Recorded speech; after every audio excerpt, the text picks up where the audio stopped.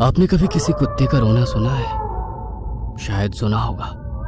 काफी भद्दा, बेसुरा और दिमाग को दर्द पहुंचाने वाला होता है। पर वही रोना अगर रात के सन्नाटे में सुनाई दे तो कैसा लगता है?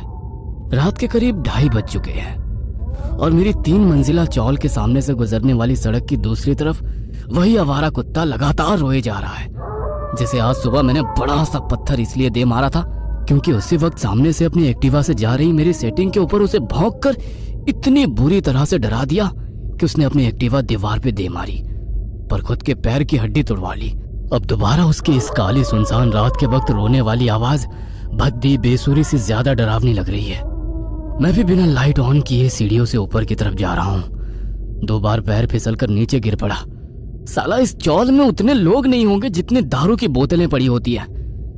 जैसे तैसे उठकर मैं टेरिस पर तो पहुंच गया। यहाँ तो कई बेवड़े दारू पीकर अपना बिस्तर लगाए सोए हैं, लेकिन एक की भी नींद नहीं खुल रही। शराब की खाली बोतलें टेरेस के हर एक कोने में नजर आ रही है। जी चाह रहा है कि यहीं से एक खाली बोतल उठाकर उस कुत्ते की तरफ फेंकूं, पर जाने तो यहाँ इतने सारे घर हैं, इतने सारे लोग हैं, परेशानी तो सबको हो रही होगी, तो खाली फोकट मैं क्यों उस कुत्ते को बोतल मारूं। लेकिन आपको एक बात बता दूं, क्या आपको पता है कुत्ता कब रोता है? कुछ को शायद पता होगा, पर जिनको नहीं पता उनको बता दूं कि कुत्ता जब यमराज को देख लेता है तो वो रोने लगता है। यमराज मतलब मौत। जब कुत्ता किसी की मौत को देख लेता है तो वो रोने लगता है। काफी लोगों को मेरी इस बात पर यकीन नहीं होगा, लेकिन एक बार मैंने ये सब अपनी आंखों से देखा है। 2 हफ्ते पहले की बात है। दिन भर काम की वजह से काफी थक गया था। सामने वाली चौल में रहने वाली मेरी सेटिंग मानसी को मोबाइल के डिस्प्ले लाइट से गुड नाइट बोलकर सोने को चला गया। सो तो गया, पर उस रात भी करीब 2:30 या 3 बज रहे होंगे। नींद खुली तो इसी कुत्ते की आवाज से। वो लगातार रोए जा रहा था। उसकी आवाज रात के काले सन्नाटे में काफी डरावनी लग रही थी।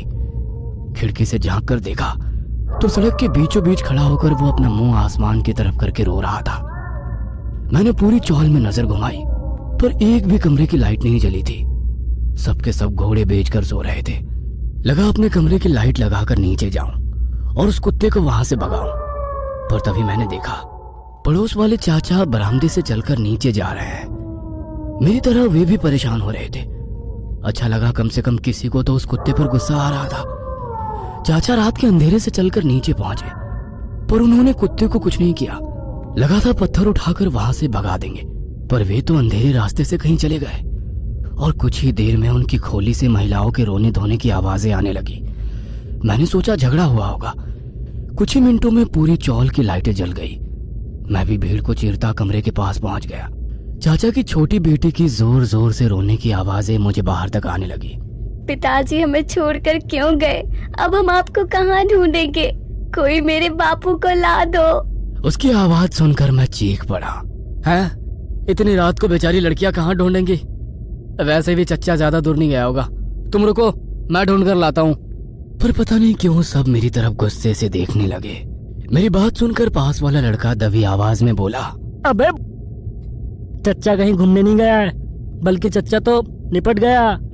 उसकी बात सुनकर मैंने हैरान होकर भीड़ में से घर के भीतर झांक कर देखा तो चाचा जमीन पर लेटा पड़ा था। अब ये यहाँ पड़ा है तो बाहर कौन गया था?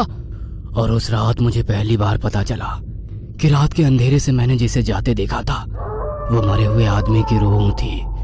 उसी वक्त मेरी निगाहें दूर सड़क पर रो रहे उस कुत्ते पर जम गई और उस रात के बाद आज दोबारा उस कुत्ते का रोना कानों पर पड़कर दोबारा उसी घटना को याद दिला रहा है। आज फिर से किसी को यमराज लेने आए हैं या लेकर चले भी गए हैं। पूरी चौल में नजर घुमाकर देख रहा हूँ, पर किसी भी घर की लाइट जलती नजर नहीं आ रही। एक मिनट, ये बेवड़े पीकर पड़े हैं, इनमें से तो कोई मरा नहीं है ना? लगता तो नहीं। साले जहरीले शराब पीकर मर तो नहीं गए हैं? रुको, किसी के चीखने की आवाज आ रही है। साले कुत्ते, तुम्हारी वजह से आज और एक निपट गया। तुझे तो बाद में देख लूंगा, पहले किसकी फाइल निपटी है ये देखता हूँ।